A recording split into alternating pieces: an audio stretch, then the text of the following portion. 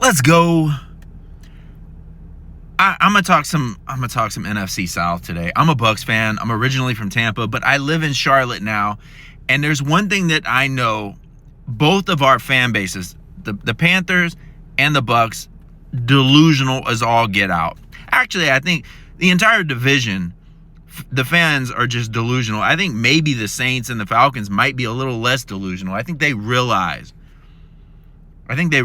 Although I think the Saints might be jumping into the delusional game right now, thinking that they're the goats, right, of the division. All of a sudden, they found their quarterback. Everything is great. I think the Falcons know that they're trash. They're always going to be trash. I'm sorry, bro. It's the truth. So I look at our delusional fan base, right? And so many of you guys and girls are wanting us to lose this game for one of two reasons, right? Or both. You want the coach and everyone. You just want clear house, fire everybody, let's start over, okay? And we'll talk about that. The other is for a better draft pick, okay? Let me take off my glasses for this, all right? Like 6ix9ine does. I take them off and then I put them right back on. It doesn't matter, okay? It doesn't matter. Let's start with the coaching staff, okay?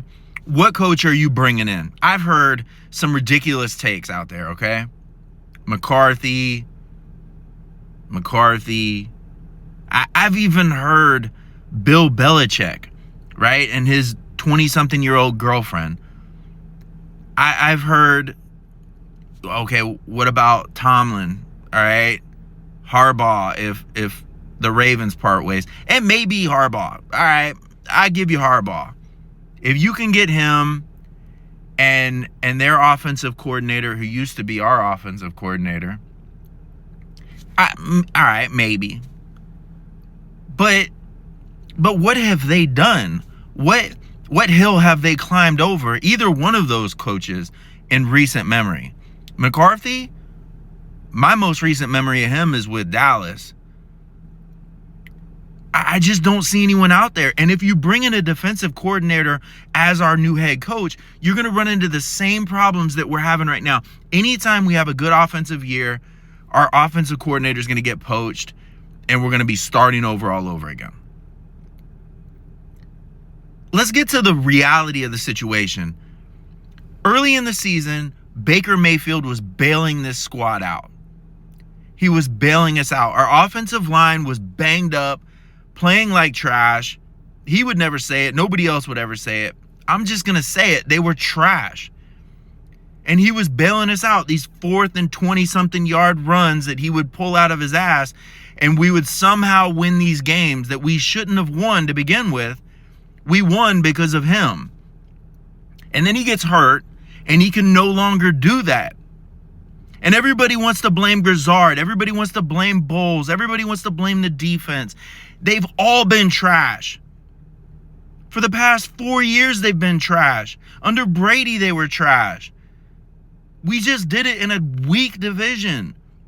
Stop being so delusional to think that this is just all of a sudden popped up. No. Baker got hurt. You want to fix this team? Start with the offensive line, bro. Everybody's talking about the defense. The offensive line, all right? Other than Wirfs, bro, he's been under duress all season. I'm not saying the defense doesn't need help. I'm not saying that. I'm just saying the offensive line has been trash. You look at our special teams and everybody's like, wow, why are all these punts and kicks getting blocked? And there's so much. Why? Because the line is trash. Now, you could fire the special teams coordinator, get him out of there. But the lines, both offense and defense, need to be revamped. All right? You fix those two things and you get Baker healthy and not running for his life, okay. So who are you going to replace Bowles with? Come on, man. I'm a Florida State fan, as much as I hate to admit that right now. I'm a Florida State fan as well, and that's the same thing with Norvell. Like, who are you going to replace him with? That's why they didn't get rid of him, because there's nobody out there worth paying him off and bringing in. It's not going to change anything. So you might as well just suck it up and realize, yo, we suck again. It is what it is. So you're going to roll with both. More than likely, they're not going to fire him. Just because there's nobody out there that you're really going to bring in and like all of a sudden it's going to create this massive shift in the culture. No, I guarantee you there's some toxic players right now in that locker room that they need to get rid of, and they know who they are. They'll get rid of them. You'll see some names this offseason that all of a sudden are gone, and you'll know why. You'll see some names that we don't want to see leave that are going to leave too. But I'm telling you, there's some toxic players they're going to get rid of. Now let's talk about the draft pick now, before I bash every other squad in the division, because I'm going to.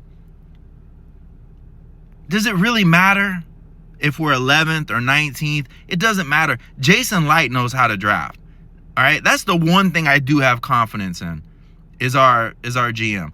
I feel like he can find the right player no matter what, no matter where we fall.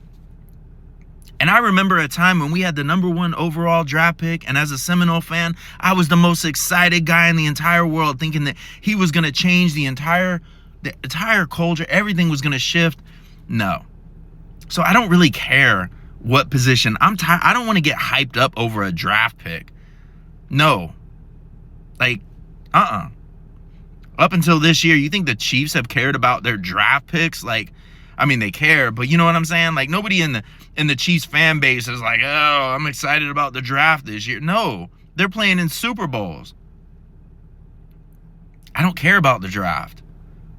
Like, these bozos that draft these players have no, sometimes I question, like, they've got as much validity as the weatherman as far as I'm concerned when I look at them. Like, I just don't trust.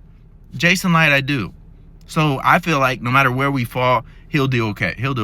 Now, I'm just going to get into this real quick. I don't have much time left. I'm going to bash the rest of the division. Panther fans, if you lose on Saturday and y'all are excited about heading into the playoffs, if the Falcons win with a losing record, you're delusional. I mean, you are delusional, but you're delusional. And guess what? Next year, y'all probably not even going to be in the playoffs. Y'all are going to be back in the... My prediction is next year, I actually think the Saints, as much as I really do want to bash them for getting a little too hyped over a mediocre season, all right, where, you brought in your quarterback and started winning some games at the end of the year against garbage opponents, all right, against the Panthers and the Bucks, like, oh, boy, let's celebrate. And if they beat the Falcons, I'm sure everybody in Saints Nation, who dat, is going to be losing their mind talking about how next year they're going to win the Super Bowl. But as delusional as I think that fan base is, I actually think they got a good shot at winning the division next year. But again, that's not saying much about our division. Falcons, honestly, I just feel sorry for you guys. I really do.